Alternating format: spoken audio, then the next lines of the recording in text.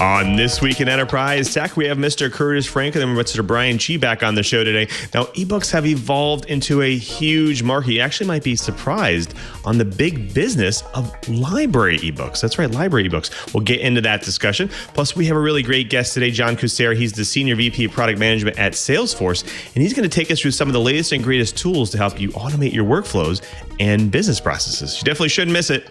TWiT on the set. Podcasts you love from people you trust. This is TWiT. This is TWiT, This Week in Enterprise Tech, episode 471, recorded December 3rd, 2021.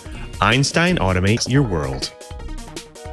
This episode of This Week in Enterprise Tech is brought to you by IT Pro TV. Start or advance your IT career with the wonderful instructors of IT Pro TV.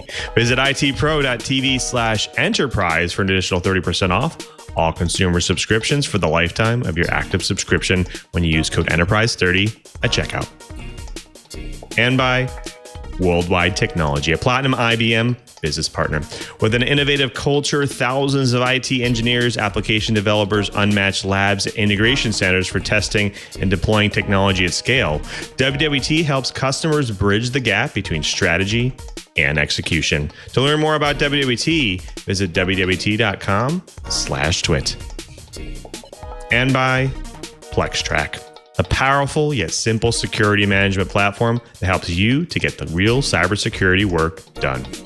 With PlexTrack, you'll streamline your assessments, analytics, and reporting. Visit plextrack.com/twit and claim your free month.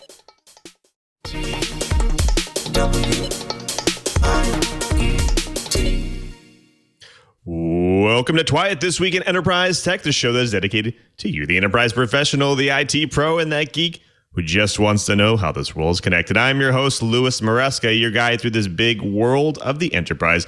But I definitely can't guide you by myself. I need to bring in the professionals, the experts in their field. So I got our very own Mr. Brian Chee. He's net architect at Sky Fiber and all-around tech geek. Now, Cheebert, it's great to have you back. It's been a couple weeks. How you been doing? I'm doing great. We had a great time in Washington, D.C., and I fulfilled my promise. In a previous life, I worked as senior computer scientist for GSA Office of Information Security. And sadly, my favorite boss was a victim on 9/11. And Ms. Janet Scott was working for DISA and was an unfortunate victim. I made a promise to myself and to her that I'd go and visit her memorial, which is actually some gorgeous swooping benches with underlighting. But sadly, the memorial was closed due to the pandemic. So I was only able to see it off in the distance. But it was a good trip anyway. And I also said goodbye and hello to a couple of friends, actually some folks that used to babysit me when I was very, very young, that I lost it during the Vietnam conflict. So it was a very nice visit to a lot of memorials. It was. I'm just glad to have you guys back. Well, speaking of coming back, we have to welcome back our very own Mr. Curtis Franklin. He's senior analyst at Omdia. Curtis, it's only been 2 weeks, but it feels too long. How have you been? Well, I've been fine. I was with Brian for the Washington, D.C. trip. We had a great time with them. It's good to be back, and I'm hitting the ground running. I've got a lot of research coming up, massive projects that'll get kicked off at the beginning of the year. Still one more big webinar on how to figure out whether your training is working coming up in a couple of weeks. And believe it or not, already starting to get some invitations and queries about the face-to-face conference at RSA this year. That's going to be happening in early February, and hopefully it will be a good meeting of the cybersecurity world out there in San Francisco. I hope so, too. They're coming back. Thanks for being here, guys. Well, speaking of hitting the ground running, we do have lots to talk about today. Now, you might read ebooks. I know I do. And you might be surprised about the big business of library ebooks. That's right. Increasingly, books are something that libraries do not own, but actually borrow from the companies and corporations that do. We'll get into that discussion. Now, we have a really great guest today, John Kucera. He's Senior VP of Product Management at Salesforce. He's going to take us through some of the latest and greatest tools to help you automate your workflows and business processes. So stick around. We have lots to talk about there. But before we get into all that goodness, let's go ahead and jump into this week's News Blips.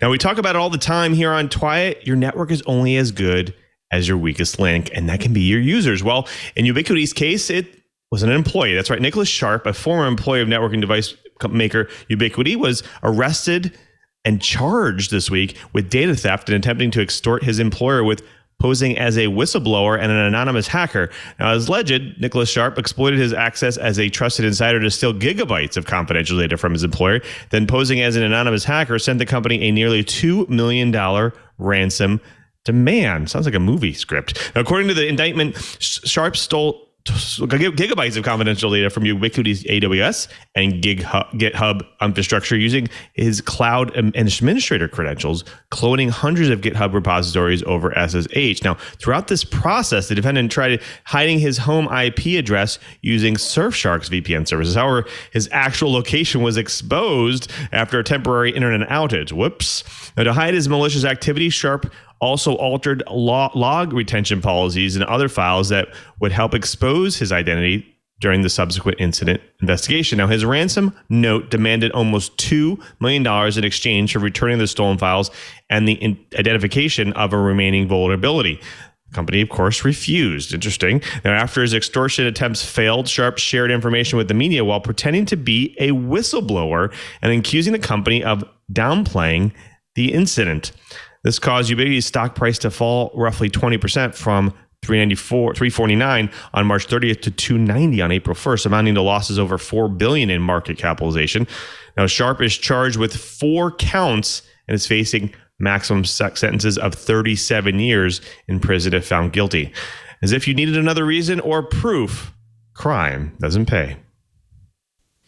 Well, just in time for the holidays, there's a new ransomware variant that could become the next big threat.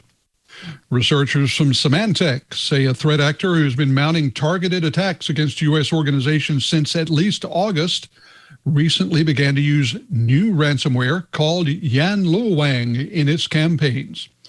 The threat actor was previously linked to attacks involving the use of another ransomware family called ThiefLock, which is available via a ransomware as a service operation called the Canthroid Group.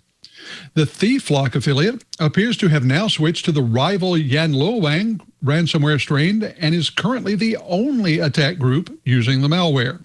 Its targets include organizations in the financial services industry and in the manufacturing, IT services, and engineering sectors. Now, Yanluowang is one of among numerous new ransomware variants that have surfaced this year amid continuing law enforcement takedowns of major ransomware operators like those behind the Revil and Clop variants.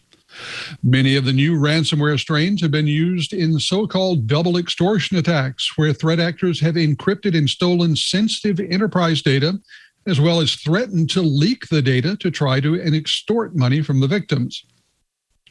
Symantec's investigation of Yanluowang activity showed the former ThiefLock affiliate is using a variety of legitimate and open source tools in its campaigns to distribute the ransomware. This has included the use of PowerShell to download a backdoor called Bazaar Loader for assisting with initial reconnaissance, and the subsequent delivery of a legitimate remote access tool called ConnectWise. The relentless ransomware onslaught shows little signs of slowing amid law enforcement crackdowns and better enterprise defenses that have forced many ransomware groups to evolve and adapt their strategies. Now, the leaks themselves and the attacks haven't slowed down dramatically. Most groups now employ the hack and leak business model, sometimes referred to as double extortion, following in the footsteps of the Maze Group, who began doing this as early and as far back as 2019. Well, it's no surprise. I just moved from Hawaii, where a lot of people don't realize whole house HVAC was extremely rare. So one of the things that we've been learning about dealing with our sealed up environment was things like carbon monoxide. Well, Carbon monoxide detectors are necessary or should be necessary if you use a furnace that uses gas or oil or a fireplace, and then radon detectors for underground seepage. So while the blaring alarm of a traditional unit might sound like a solution, what if your house rambles a bit or is multiple levels, or a member of your household is hard of hearing? The suggestion of this story is that smart units like the one from Nest or First Alert go a step further and link to your Amazon or Google smart device to handle more advanced alerting via whole house announcements or alerts on your phone. Well, the Amazon Echo Guard standard feature sounds like a perfect solution, but only listens for those alarms when it's in away mode. So what happens? What do you do if you're home and the alarms go off and you don't hear it? Well, as an afterthought, there is a Kickstarter by a company called Roost, R-O-O-S-T, and it's making a smart 9-volt battery format, but it's made of lithium cells, so it has a nice long life, that are designed for smoke alarms that will listen for the beeping of the alarm and send alerts to your phone via the house Wi-Fi. Well, at this moment, it's only for smoke alarms, but a smart battery could very well be a great solution for advanced monitoring of old standalone warning devices. Version 2 will be out soon, which makes setup a bunch easier, but still requires IFTTT to integrate with anything other than just sending a simple SMS message. Now, in 2021 alone, there have been plenty of motivators from organizations to spend more time and money on security. We all know that. Well, according to a new report by Symmetry Systems and Osterman Research, organizations plan to deploy zero trust architecture, with 53% of respondents citing high-profile ransomware attacks as their primary motivator. Now, incorporating zero trust principles into modern data security ensures no point of failure when systems are breached. Now, zero trust principles can ensure that even if an attacker knows the database location or IP, username and password, they can't use that information to access privileged information given to specific application roles, identity, and access management, and cloud network perimeters as well. Now, according to the report, a zero trust architecture is expected to increase cybersecurity protection's effectiveness to stop data breaches by 144%. It's pretty good.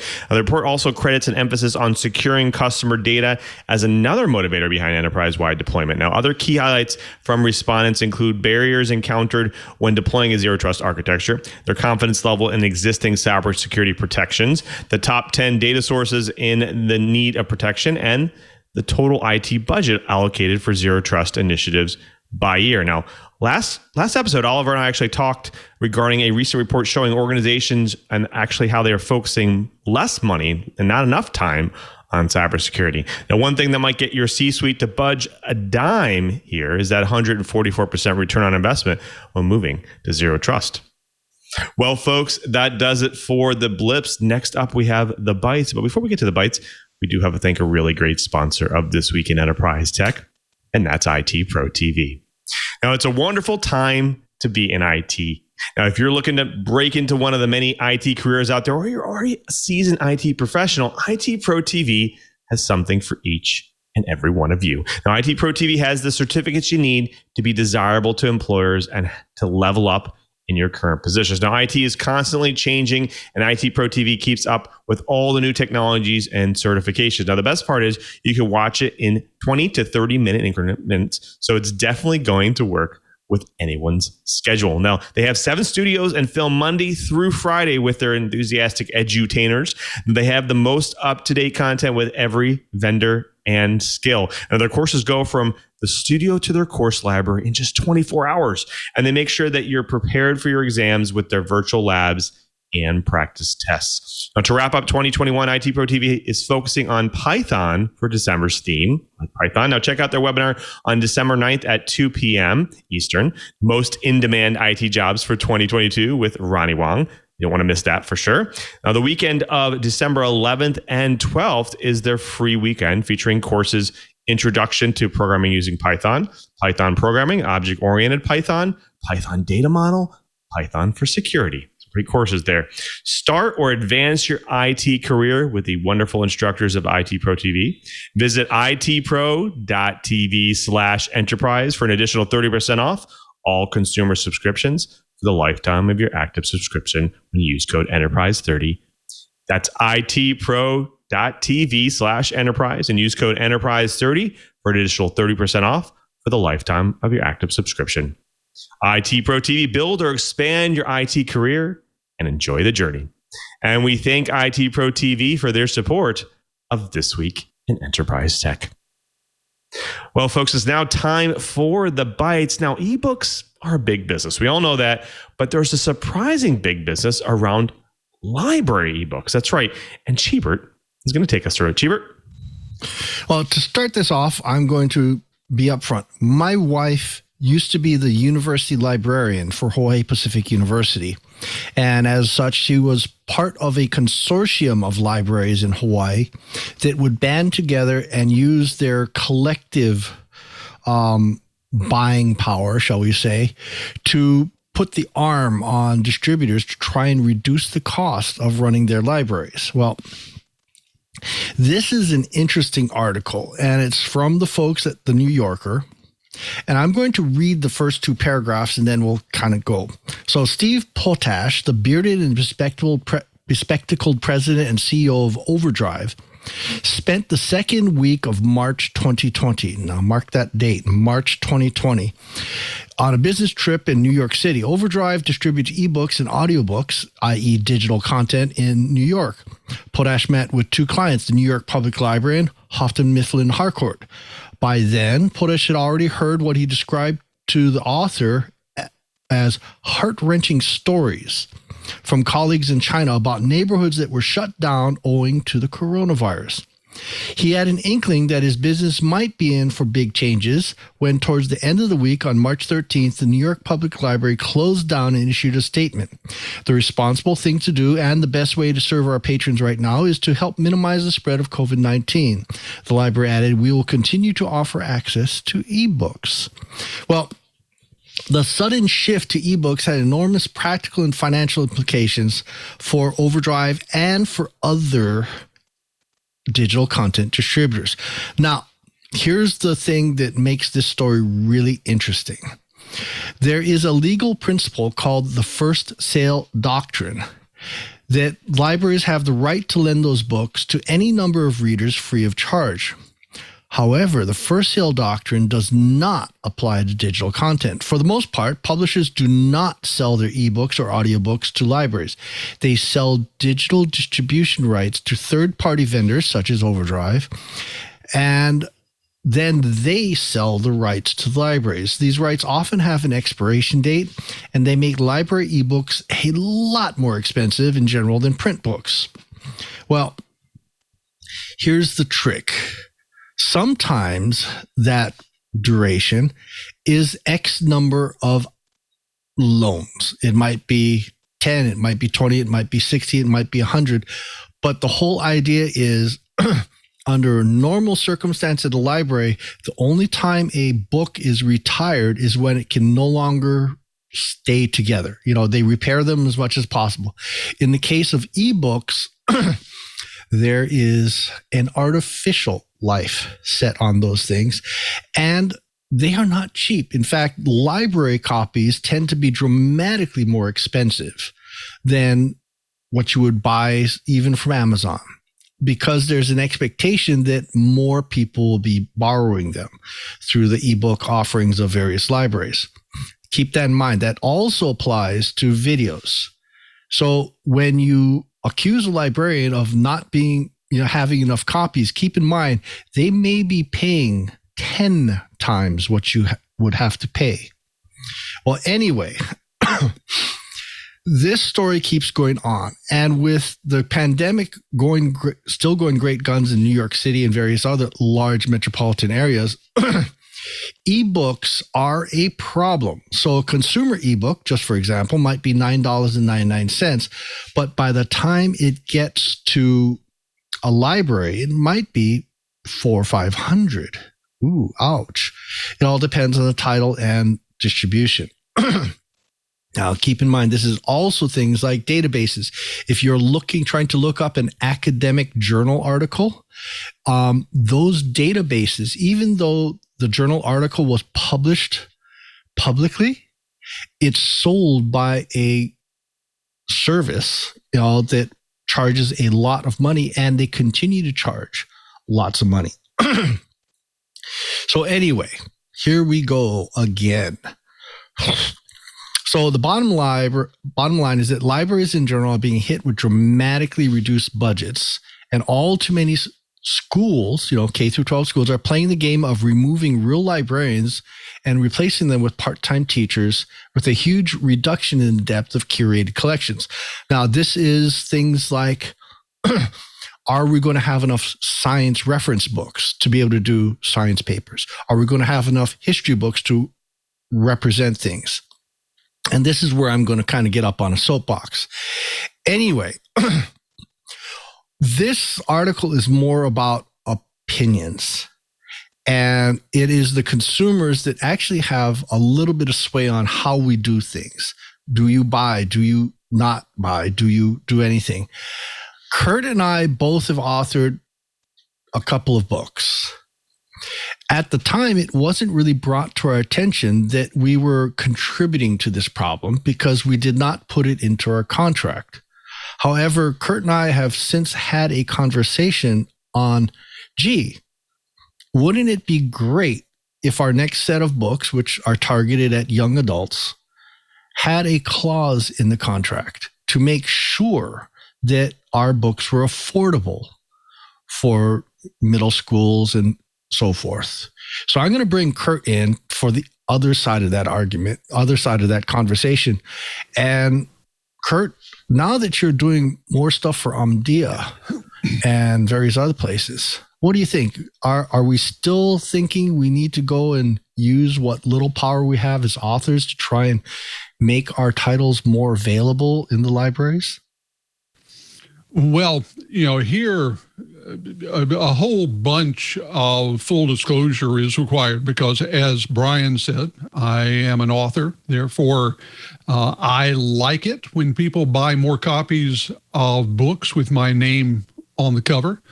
I have, for much of my career, worked for publishers. As a matter of fact, the company that I work for, Omdia, is owned by Informa, which, among other things, owns Taylor and Francis, which is a large academic and scientific world publisher. So, this is one where I can see a lot of different angles. The big thing is, yes, I want people to be able to read my books. And I think a more literate population is a good thing. Our own public library here in Orange County, Florida, has a substantial ebook program.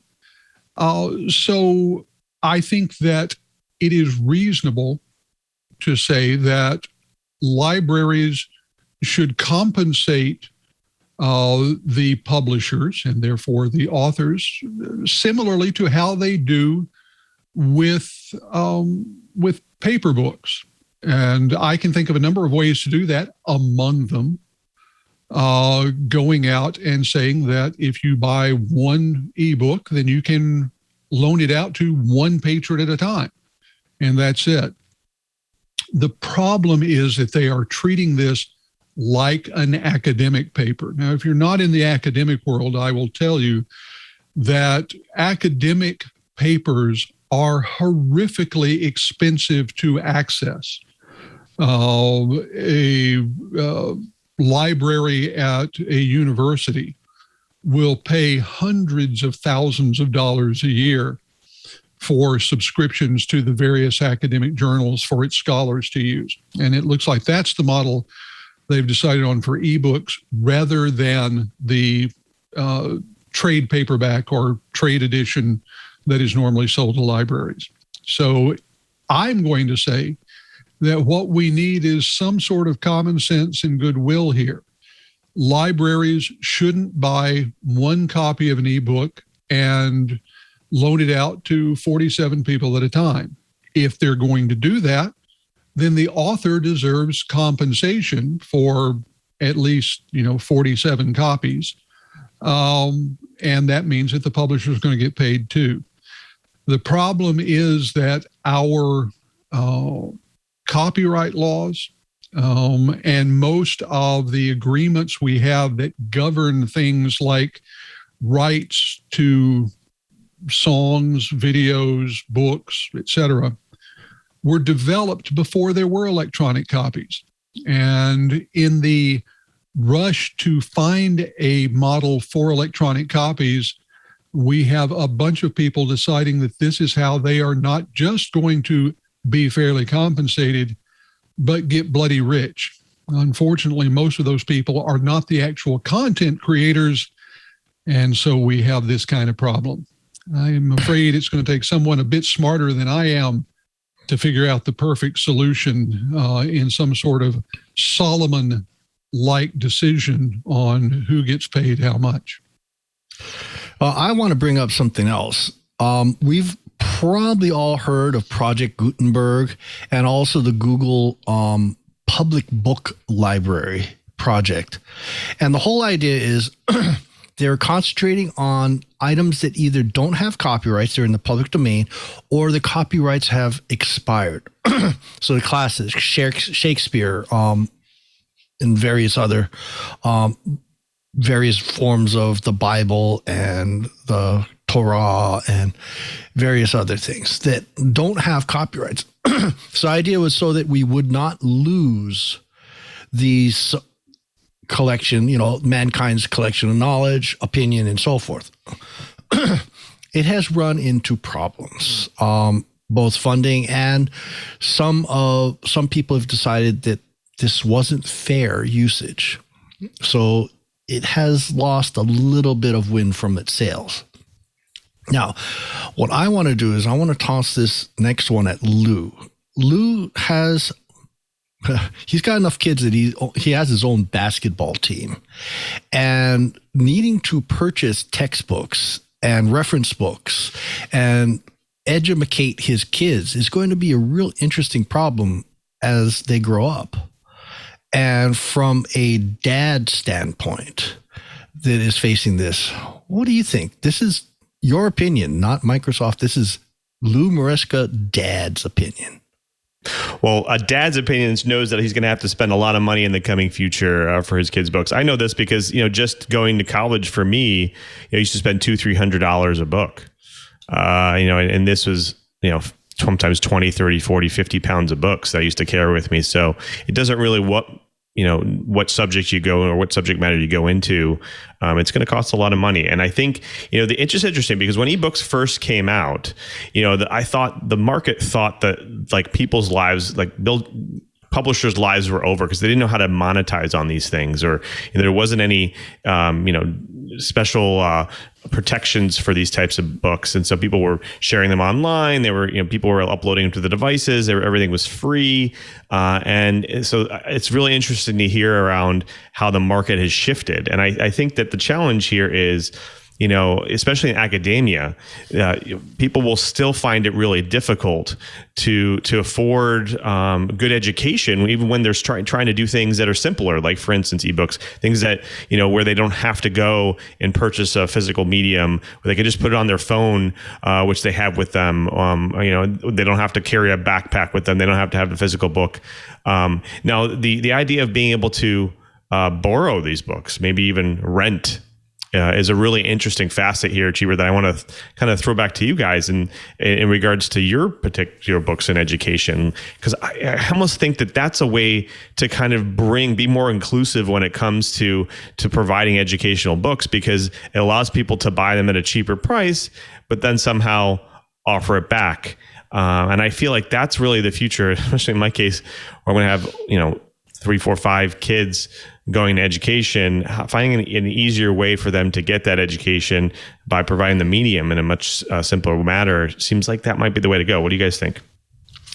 Well, actually, I'm going to chime in here because this is what we did in the oceanography 3 319 and 419 courses that I was helping to teach and design, we purposely, in that particular department, were more than a little upset at the cost of our knowledge, the books that we wrote, being charged to our students for astronomical prices. So as a kickback, the faculty, almost as one body, decided we're just going to write our own material. We're not going to copyright. We're going to put it into the public domain attribution, and if someone sells it, we want a portion type of license, so that our students could have that free of charge, so we could reduce the cost of their education. This tends to be a pretty big trend, especially in the larger research institutions, because we want the students to have the material to research from and learn from, but we don't want to make it so expensive that they have to do 2 or 3 jobs just to afford to go to school. This is going to be something that a lot of schools are doing, and I think this needs to be a message to the publishers that you're killing the golden goose. Faculty thinks, a lot of faculty say this is absolutely atrocious and wrong, and we're going to go do something about it. So all the material that I created for those 2 oceanography classes were given to the students. Now, having helped write some books, I obviously would love my royalties, but truth be told, I'm not going to get rich on that. And the publishers are fleecing us, the authors, the content creators, and we're hitting a tipping point. I think something's going to change. I think people are going to get tired of this. And when the only people that can make money publishing are people that throw out lots and lots and lots of titles that all look the same, or someone manages to find something that is going to be a bestseller, because you certainly can't make any money writing textbooks. And what do you guys think? I've been on my soapbox a bit. You guys get any more opinions on this? Well, I'm going to jump in and come at it again from a couple of points of view. You know, I would love it if every student in a particular course bought a copy of our book, but the reality of university life is that in most cases, people will buy one copy, use it for a term, then sell it back to the bookstore, who will sell it to the next crop of students. The second time the book is sold, the author, the publisher, get nothing. So again, this is one of the ways in which you have an economic system that is not entirely fair to all the participants in that system. You know, there was the idea with some of the copyright software, some of the digital protection software, that you could change that. You know, when someone bought an ebook, it was locked to their device and they couldn't sell it or rent it or give it to anyone else. This is tough because you have a lot of different players, and what we have is a system, both legally and through copyright contracts and agreements, that has been cobbled together. What it truly needs is a clean slate that starts over, but that is unlikely to happen because there are so many people who still make money from the current system. It's just the people making the money aren't the creators, unless you do have a multi-million selling book. And the people who are paying the highest fees are the people who aren't rich but want to get information. In other words, people who can least afford to be the ones propping up the system. Fabulous. Hey, Lou, you know what I think? I think this is a topic that's going to keep coming back, but I think it's time to go say thank you to a sponsor and introduce our guest. What do you say? Indeed it is. Indeed it is. Thank you, guys. Well, next up is my favorite part of the show. We actually get to bring in a guest to drop some knowledge on the TWiT Riot. But before we get to that, we do have to thank another sponsor of This Week in Enterprise Tech, and that's Worldwide Technology, a platinum IBM business partner. Now, WWT is at the forefront of innovation, working with clients all over the world to transform their businesses. Now, at the heart of WWT lies their amazing Advanced Technology Center, or ATC. The ATC is a research and testing lab that brings together technologies from leading OEMs. There's more than $500 million in equipment invested in that lab. Now, the ATC offers hundreds of on-demand and schedulable labs. Their labs and proof of concept, such as the IBM Storage POC, represent the newest advances in multi-cloud architecture, security, networking, primary and secondary storage, data analytics and AI, DevOps, and so much more. Now, WWT's engineers and partners use the ATC to quickly spin up proofs of concept and pilots so customers can confidently select the best solutions. Now, this helps cut evaluation time from months to weeks. Now, with the ATC, you can test out products and solutions before you go to market, access technical articles, expert insights, demonstration videos, white papers, hands-on labs, and other tools that help you stay up to date with the latest technology. Now, not only is the ATC a physical lab, but WWT has also virtualized it. Now, members of their ATC platform can access these amazing resources anywhere in the world, 365 days a year. Now, while exploring the ATC platform, make sure to check out WWT's events and communities for more opportunities to learn about technology trends and hear the latest research and insights from their experts. Whatever your business needs, WWT can deliver scalable, tried and tested, tailored solutions. WWT brings strategy and execution together to make a new world happen. To learn more about WWT, the ATC, and gain access to all their free resources, visit WWT.com/TWiT and create an account on their ATC platform. That's WWT.com/TWiT. And we thank Worldwide Technology for their support of This Week in Enterprise Tech. Well, folks, it's my favorite part of the show. We're going to guest to drop some knowledge on the TWiT Riot. Today we have John Kucera. He's Senior VP of Product Management at Salesforce. Welcome to the show, John. Thank you for having me. I'm delighted to be here. Now, we love to have Salesforce on because they are market leaders, trailblazers, and they always have really fascinating things to talk about. But before we get to that, our audience loves to hear people's origin stories. Can you maybe take us through a short journey through tech and what brought you to Salesforce? Sure. So in high school, I was a tinkerer. I'd break my compact computer, I'd reinstall Windows and do that over and over again. Then I started doing internships in college, like UPS. There, I came into contact with Microsoft Access, and I was basically a citizen developer working with those tools, building applications. One of my first things that I did was they wanted me to do this tedious copy and paste thing for 4 hours every Friday. I said, okay, if you do it for 2 weeks, I'm going to automate this to a button click. And they ended up giving me Fridays off for the rest of the month when I did that in just a week. Then after that, I went over to Quaker Oats and Pepsi, where I basically use Access again to make a not cloud version of like an ERP. I'd be emailing databases between. This is 2003 technology, where I emailed databases in order to get the orders from the different people and see if we had enough inventory for the 2,000 different varieties of Pepsi labels.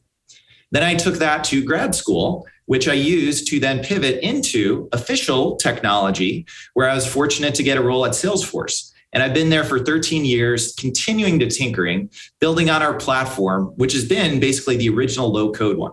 So I love that I was able to use all of that same type of stuff that I learned earlier, but in a bigger scheme where you can make database tables in the cloud, views in the cloud, logic, and more. And that's been a really fun, engaging journey for me.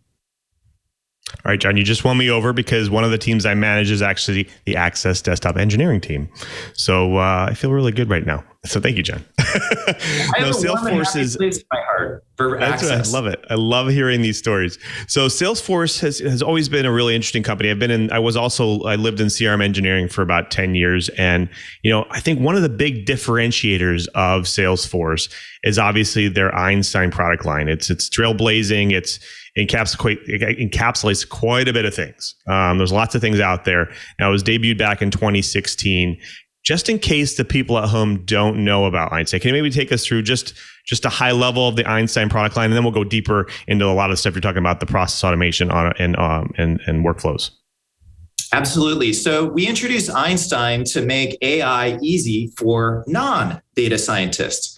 We saw that it was really hard to get the data to clean it, to understand what the difference between an algorithm and a logarithm is. And with Einstein, you don't have to. And then about a year ago, we realized we had all these best-in-class capabilities for process automation, and we wanted to integrate those and talk about those in a unified way to the ecosystem. And so that's when we introduced Einstein Automate for end-to-end workflows and integration for companies. Now, Einstein Automate is a newer kind of branding for automation, but I seem to remember back even when Einstein's product lines came out, they had done some acquisitions there, the Metamine, the Relay IQ, the Beyond Core, and they were able to do things like recommend next steps for your business processes. How has it evolved into the Einstein Automate product lines? Sure. What we did was we had a ton of different acquisitions that we wanted to deeply integrate into Salesforce, that they could work together in a cohesive way. It's some of those that you talked about already, but also things like Mulesoft. Mulesoft is the best in class for API management and integration with all the different systems you might have, whether it's your ERPs like SAP and Oracle or others. We introduced a low-code tool with Mulesoft called Mulesoft Composer. There's further an acquisition that happened with RPA that we're really excited about. Then we have all these great capabilities in the Salesforce platform. We then further had an acquisition that we put in industries that was Velocity. That gave us a bunch of digital form creation so that you could do things like replace your PDFs and do all these industry best practice automation capabilities. So what we've spent a lot of time doing is making these seamlessly integrated into a cohesive solution and then talking about them as this cohesive solution that it is under the Einstein Automate brand. It further includes all of the great AI, things like your chatbots, Prediction Builder, which is low-code AI to do like churn analysis, and much, much more. So let's get a little bit deeper into Einstein Automate and some of this capabilities within it. Now, I've heard a lot of people sometimes get confused with products like the Azuka or Zapier, like integration, be able to construct workflows to be able to data flow things from one point to the other, and they can do some actions and events in between, and they can make some decisions, and they can use some machine learning there. How is this type of product differentiated from those? So what I think of as the fundamental Salesforce brand promise, we're the original low-code vendor. 20 years ago, we were doing low code for database tables, for doing these web forms in the cloud. And so what our fundamental promise is, we have a huge suite of low-code automation and integration tools that you can also seamlessly extend with pro-code capabilities so you don't have to worry about limits. And so a lot of the solutions out there, like some of those you name, are basically like low code only, or they might be pro code only, or you have a low code thing here and a pro code thing there, but they don't necessarily work together. Fundamentally, this is bringing together all of those different ones for a huge variety of problems into one seamless suite. So Mulesoft Composer is the closest analog to things like Zapier. We want to make sure that your line of business analysts, like your citizen developers like me 20 years ago, could do automation across systems without having to understand detailed auth protocols or how do you handle like the response body stuff. Then we also have the pro code equivalent, Mulesoft Anypoint, where you can integrate with anything. Then you have like things like RPA so that you can take actions in those Cobalt systems in the big companies that they acquired 20 years ago. And you have a bunch more tools there. But fundamentally, it's about having that end-to-end automation capability where you can start with low code and extend with pro where you need. Now, one of the interesting factors here around the kind of the Einstein brand is the fact that there is a lot of like machine learning and potentially even artificial intelligence behind that. How does that apply to the Einstein Automate? I know I read a lot about the fact that potentially they can recommend processes or even generate processes for you based off of the data that you have. Is that true with Einstein Automate? Yeah, absolutely. So one of the big innovations that our chatbots team has been working on is we get all of this really rich, unstructured data when the call center agents are communicating with customers and the sales reps are communicating with customers. It's your voice transcripts when you're using things like Service Cloud Voice. It's things like emails when you're emailing back and forth for a customer support issue. We have the chat transcripts when you're going back and forth with the people. We also have all those interactions for the self-service channels, like you're interacting with an Einstein AI-powered chatbot. We apply AI to all of that. We figure out what people are talking about. What are the insights? What are the process? What are the repeated things? And suggest, here's a self-service skill you want to add to your chatbot. Here's a process you want to automate so that we can help people figure out how are we interacting with the customers today? What are those efficiency opportunities? And make it super easy to incorporate into these automated tools.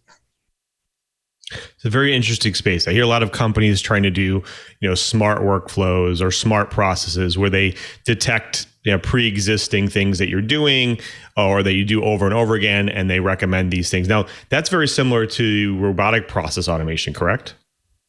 Yeah, I think of robotic process automation as one tool in the tool bag you want for end-to-end automation. So let me tell you a story about a financial services customer. So what they wanted to do is replace 5,600 different insurance processes with Einstein Automate. What they wanted was to replace literally thousands of PDFs that they have on their website with digital forms so that you don't have to retype your name and your account and all of that. You reduce errors. So they're using Omni Studio for the digital forms. They then want to have a multi-user workflow so that they can route the right work to the right people with the right skills at the right time. They're using Orchestrator for that. Then at the end of that, they have 16 different systems just for changing addresses. A bunch of those were from acquisitions. 12 of them are API connected, so they're using Mulesoft for that API connectivity to those legacy systems. They have 4 that are literally Cobalt systems where they can't API connect it.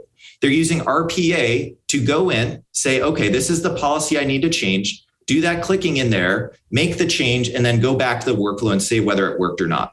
So I think of RPA as one of the tools you need in the tool set, but you also want to have that enterprise-grade API integration and the native automation tools within the work suites that you're using.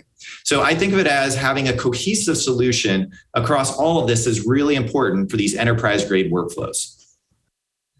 Definitely is. Well, when we come back, we do have to talk a lot more about this because there's a lot more to talk about, and my co-hosts are chomping at the bit here behind the scenes to ask some questions. So when we come back, we'll definitely bring them back in as well. But before we do have to thank another great sponsor of This Week in Enterprise Tech, and that's PlexTrack. Now, the security management platform that brings you better reports, deeper assessments, and more insights. Now, do you spend hours and hours reporting security issues and feel like it's getting in nowhere?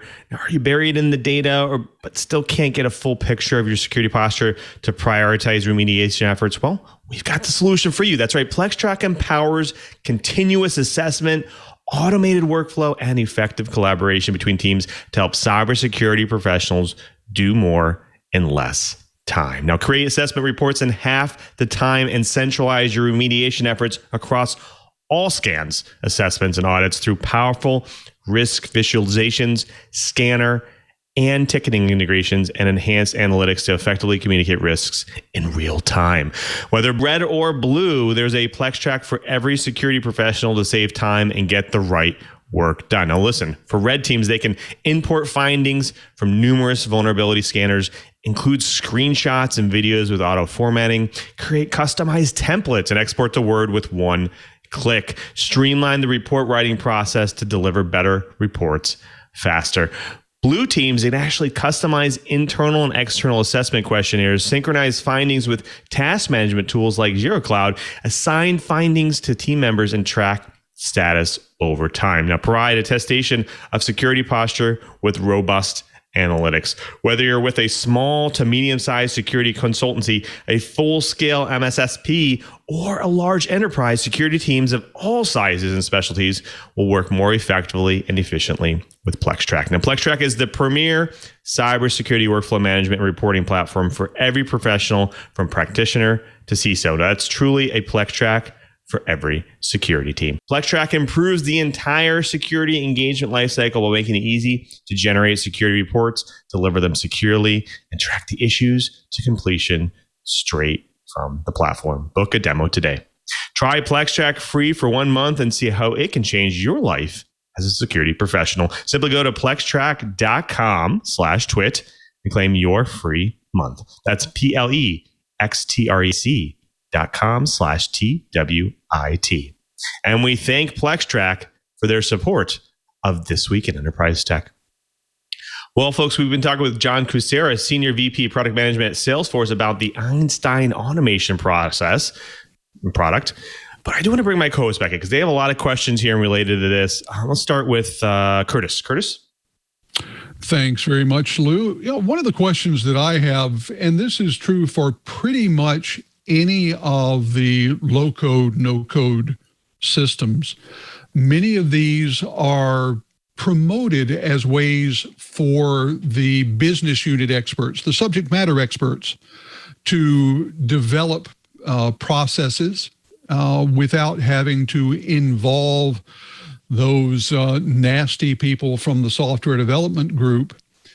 My question is, are they able to do this effectively while maintaining any semblance of security and privacy, especially if you think about something that might withstand the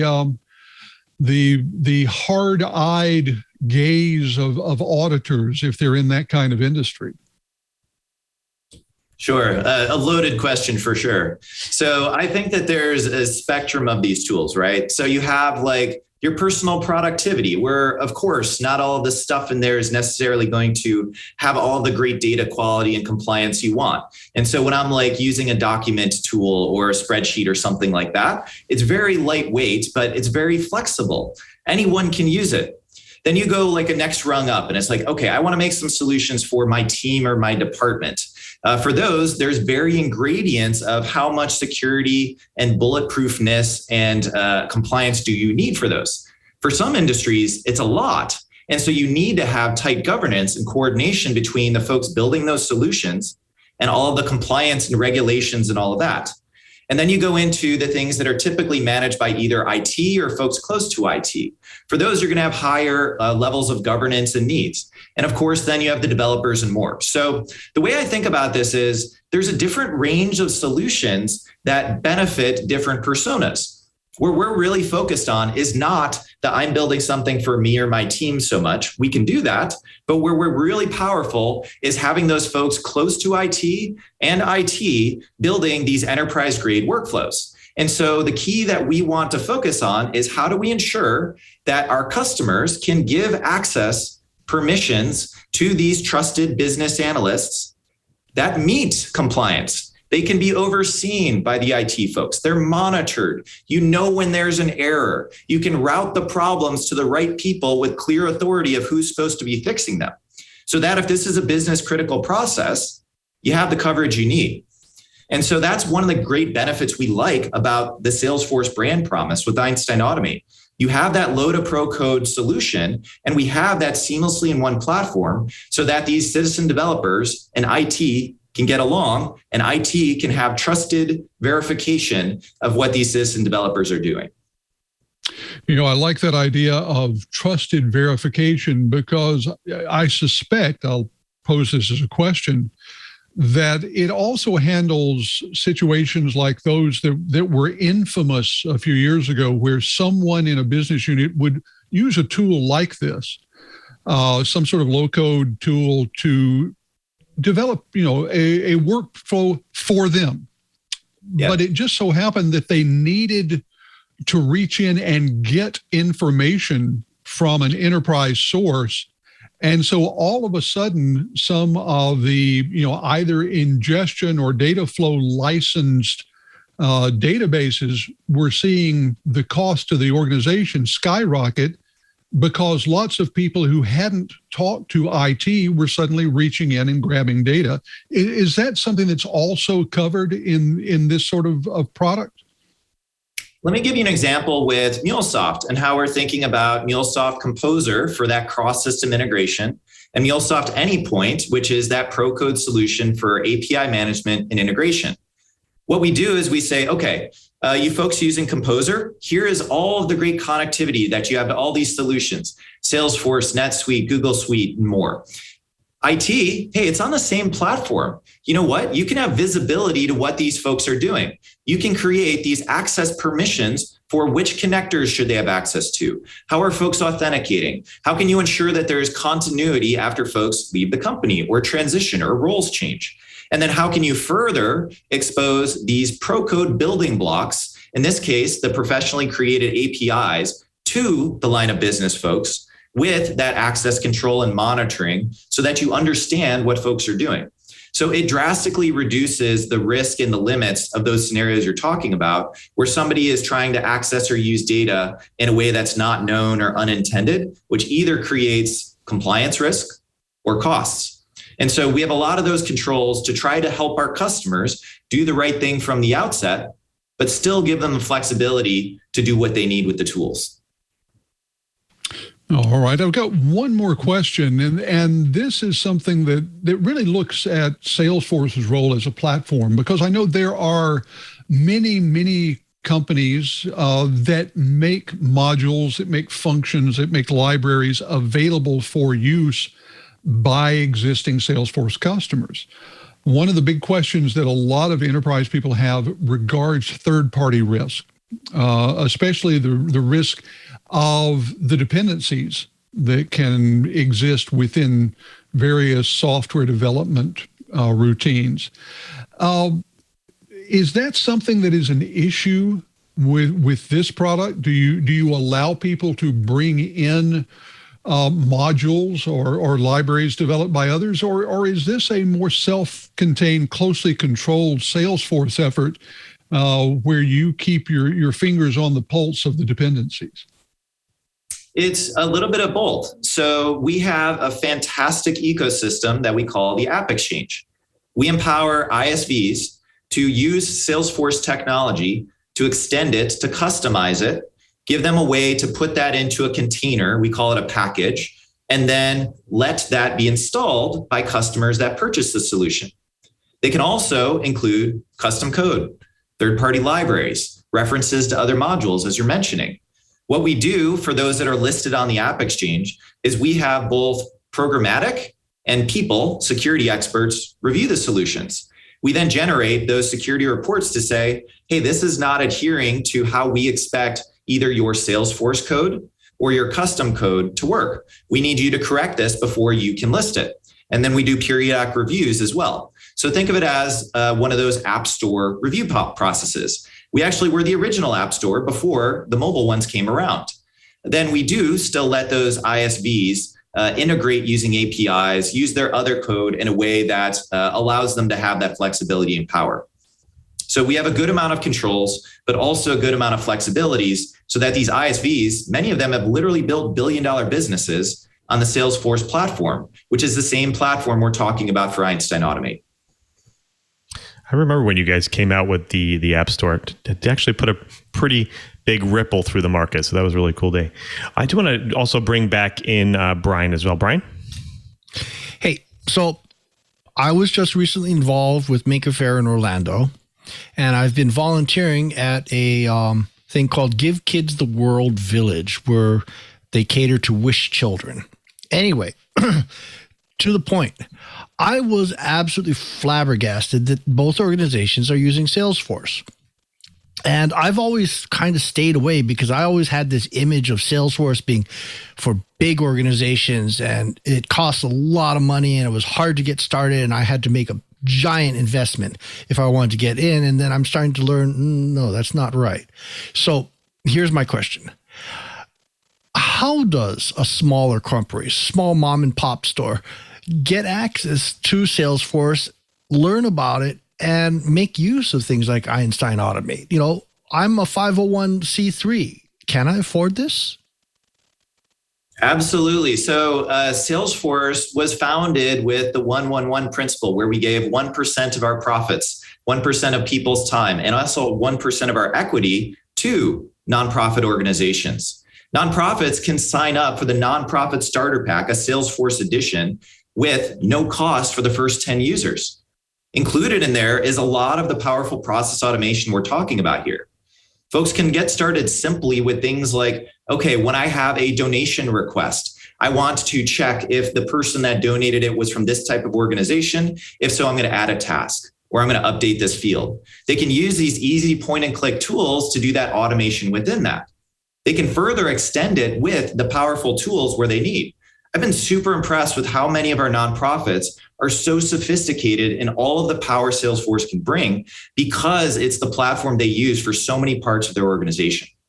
And then for other non-profits, I guess for-profit companies, you can get started with things like Essentials. This is for like 1 to 10 person companies where you want to manage your relationships for your customers. You want to have your task management for your sales. You want to have that easy service so that you can handle those requests. Similarly, we have all of this getting started automation in an easy to consume way. So folks should go check out the websites, whether it's for our nonprofit and foundation organizations or Essentials for small businesses. So what website, where can I go? What kinds of things do our viewers be able to get to without having to make a giant investment? Where do they go?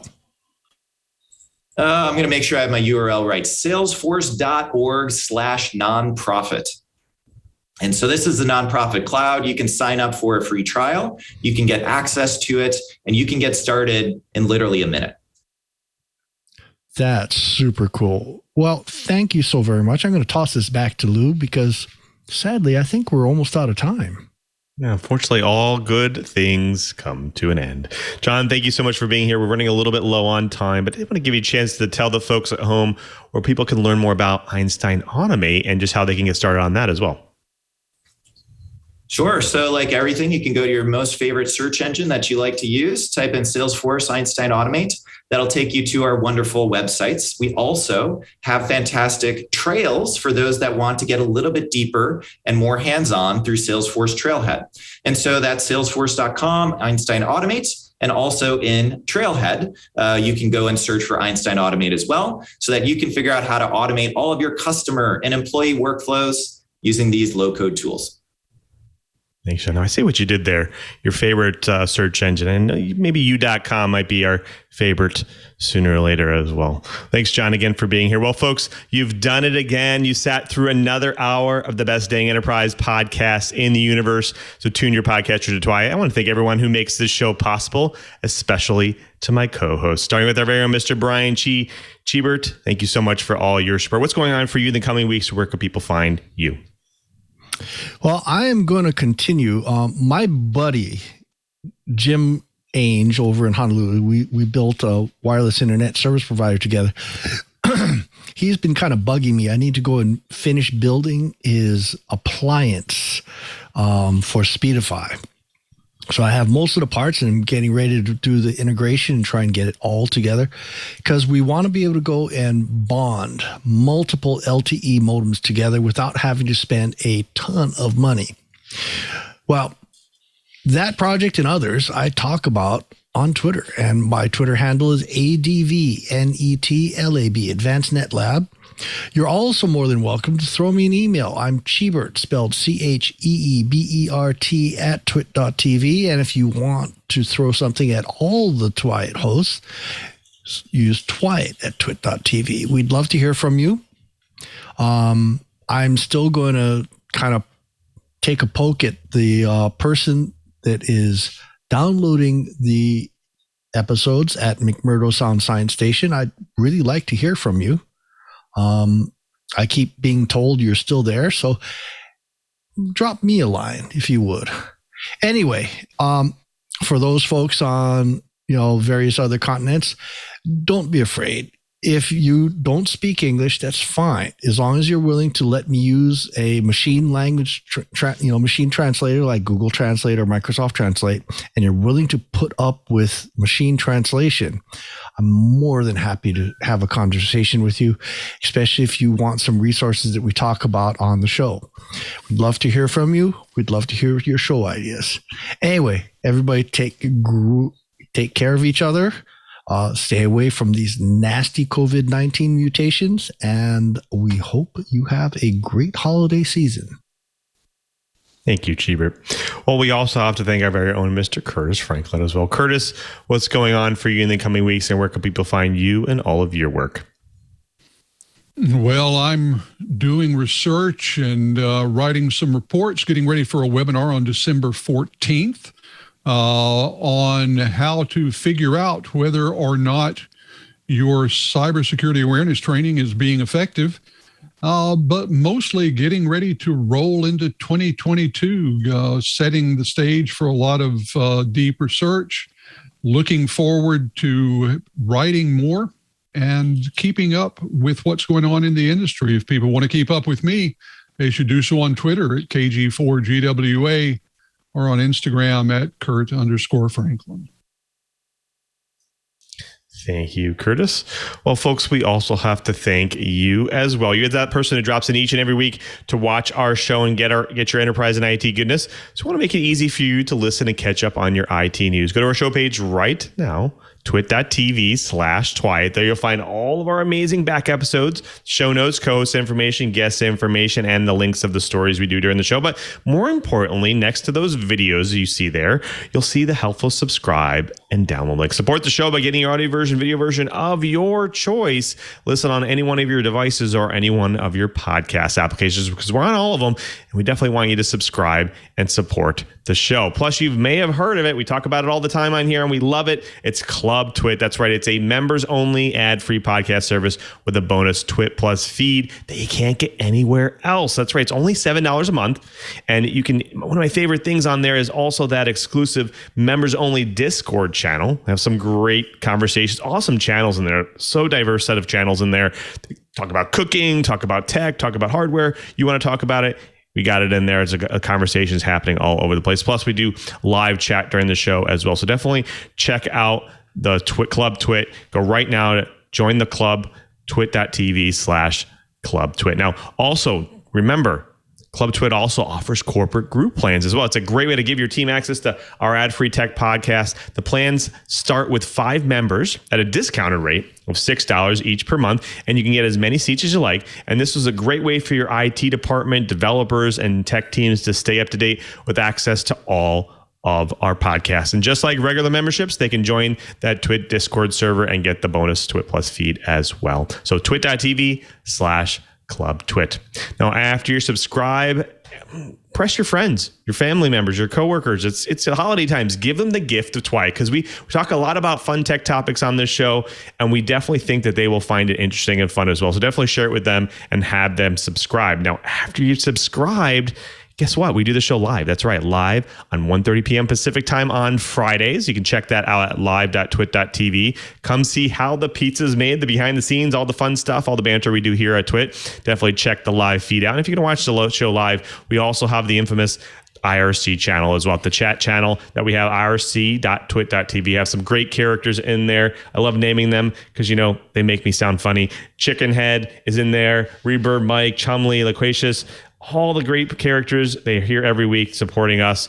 Thank you for all your support. And of course, join them. Be part of that great community as well. So definitely hit me up.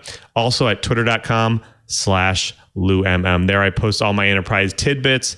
I love having conversations with people like you. In fact, I got some great direct messages recently about show topics. So I had some great, awesome conversations about that. So definitely check that out. Throw some show ideas our way.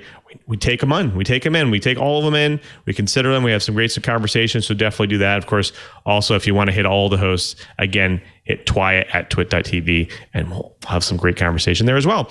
Now, if you want to check out what I do during my normal work week at Microsoft, we post great stuff over there at developers.microsoft.com/office.